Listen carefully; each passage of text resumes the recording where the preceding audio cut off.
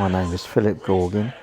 My date of birth is the 7th of February 1949, so that makes me 73. I went to Brady from about when I was 6 years old and stayed there for 12 years.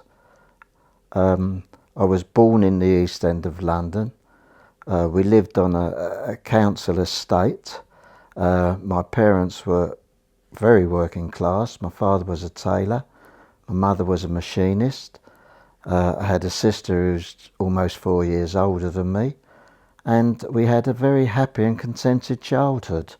My sister and myself were actually the first Ovaltine children. We would dress up and sing the Ovaltine song to my parents, so much so that they would leave the room. But everything was fine. We had a good schooling, and the club was an essential part of our life. I started at the club about when I was 6, and I went into the miners. Now, the club then was in Durwood Street. It was the boys' club, and I went in as a miner. And my first leader was a gentleman by the name of Simon Klinger. It was just a part of making friends, really, and some of those boys are still friends down the line now. So it was a good learning process for us. Times in the East End were safe. We didn't really worry if we went out as young children. So much so my primary school was just past the girls' club, so we had a good walk. But there was no problem with walking to the school. No one was going to stop us and molest us. It was just very good times. On the estate we lived, we had an enormous playground. Of course, there were no gadgets then, but we had an enormous playground where in the winter we played football, and in the summer we played cricket. And the only times we left the playground was when your mother shouted, "Your dinner's on the table." And that's basically, for me, where I spent my childhood. It wasn't until I got married that we eventually moved to Redbridge. My block of flats was in Cambridge Heath Road. There was 4 separate blocks and an enormous debris where the fire brigade would attend regularly each Guy Fawkes evening. And it was just a way of making friends. The kids got on well, and we had a caretaker who many a time would try to chase us because he was complained to by the residents that we were playing knockdown ginger.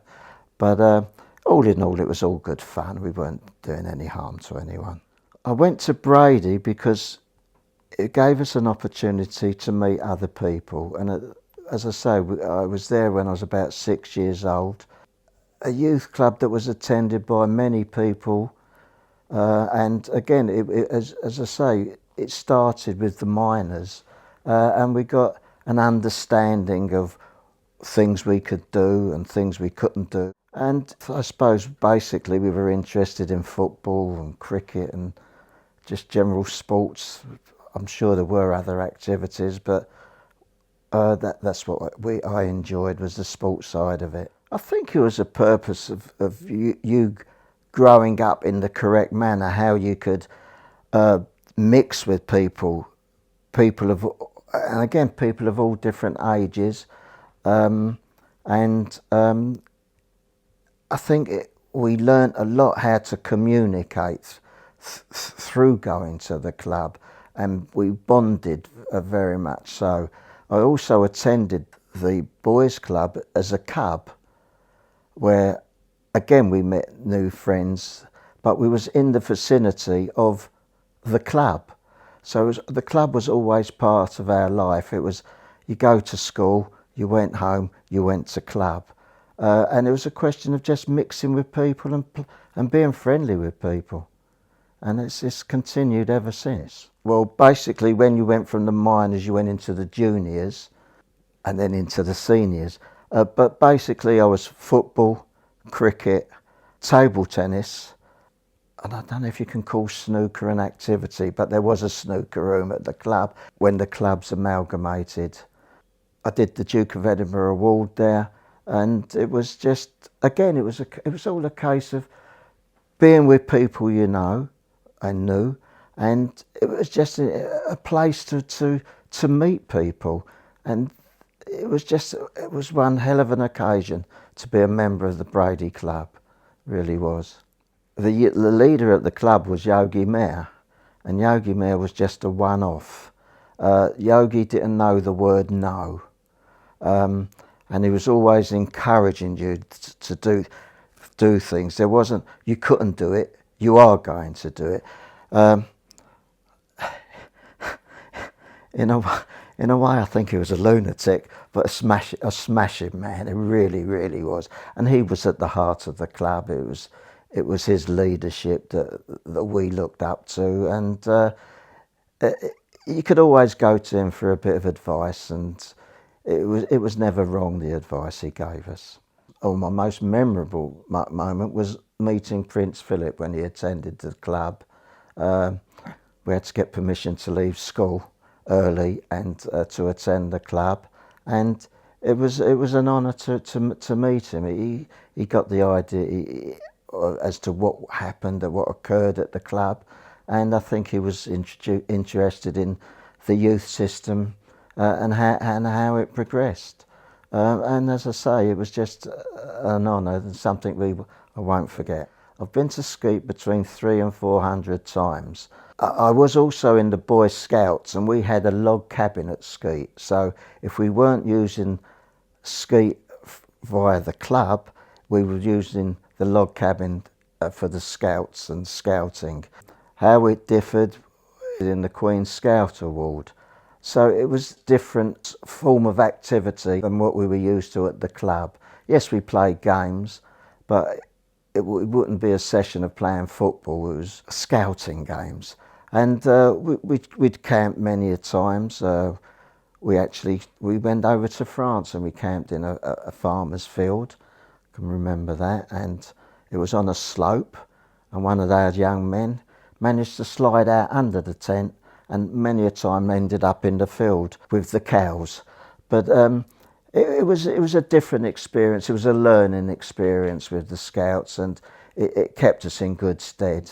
What do I remember? Skeet. I remember the original housekeepers, Alf and Christine Ruddock, and they lived in the house at the time.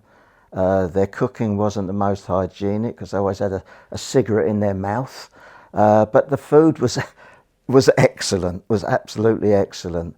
The thing that always stuck out in my mind was once we were travelling to Skeet on the train, and one of our members, whose name should remain silent, put his head out the window at one station and promptly shouted, "All change," and all the passengers got off the train. The guard come running in and says he wasn't too happy with that situation, but boys will be boys. I went to camp on a few occasions. One was in Tenby and one was in the Isle of Wight. This is with the Brady Club.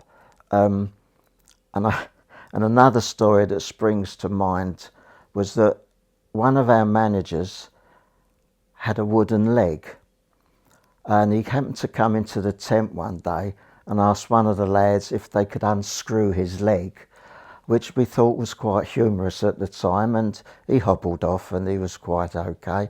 One was in France, which again was a very good experience, and was able to cross the river to go to Switzerland, and again it was all learning experiences and bonding experiences, which is very, very important. And I don't think there can ever be enough bonding and questions asked. So it was just again a wonderful time to be in and growing up in. The only thing that possibly we've not mentioned is our time in Amsterdam, which our manager Dennis Bondley headed. It was a great time there because he took us to play football against other clubs, but not only that, he encouraged us to sightsee and take in Amsterdam, and I think possibly wanted to introduce us to a few women in the red light district, but his wife was there at the time, so it couldn't happen. But it was a good time. It's taught me to be a better person, to be understanding, to communicate, to mix, and your friends are friends for life. If there were problems, which there were very few, if any, there was always someone older and possibly wiser you could speak to. But Brady's always been in our heart. Skeet has been in our heart. It was a place where, as a kid who grew up in the East End and didn't know what a piece of greenery looked like, and to go to Skeet and be in the country, it was a really nice thing. So it's taught me A, how to communicate, B, how to bond, C, how to talk to people, and D, just to be a respectful person to others.